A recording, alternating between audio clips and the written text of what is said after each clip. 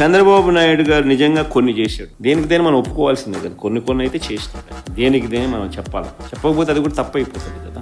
15,000 కోట్ల రూపాయల కరెంటు ఛార్జీల బాధుడు చేసినాడు, ఒప్పుకోవాలి కదా మనం కూడా. బాధుడే బాధుడు.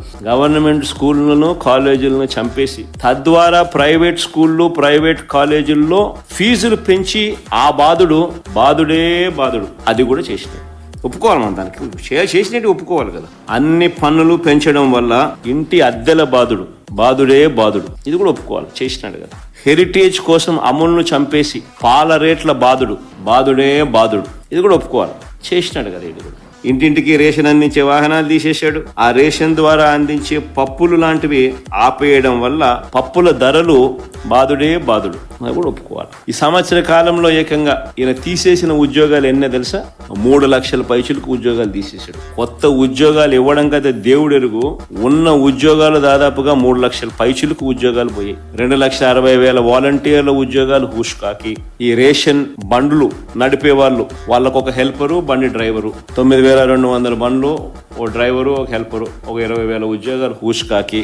బ్రేవరేజెస్ కార్పొరేషన్ లో పనిచేస్తా ఉన్న మరో 15,000 మంది అవుట్ సోర్సింగ్ ఎంప్లాయీస్ వాళ్ళు హూష్కాకి.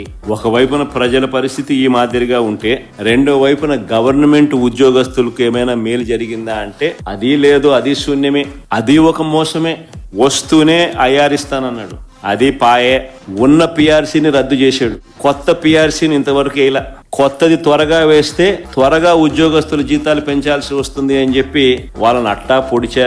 3 డిఏలు పెండింగ్, ఇప్పటికే జూలై 1 వచ్చేసరికి 4వ డిఏ పెండింగ్. వైఎస్ఆర్సీపీ ప్రభుత్వంలో మనం ఎంప్లాయీస్ కు మంచి చేస్తూ ఎన్పిఎస్ ను తీసేసి గ్యారంటీడ్ పెన్షన్ స్కీమ్ తీసుకొని వచ్చి మనం ఎంప్లాయీస్ కి మంచి చేస్తే దానిని తీసి ఓపీఎస్ తీసుకొస్తానన్నాడు. అక్కడ వెన్నుపోటు పొడిచా. దాదాపుగా ఉద్యోగస్తులకు ఇవ్వాల్సిన బకాయిలే 20,000 కోట్లు పైచిలుకున్నాయి. ఎవరైనా అడిగితే తోకలు కత్తరిస్తా అంటాడు.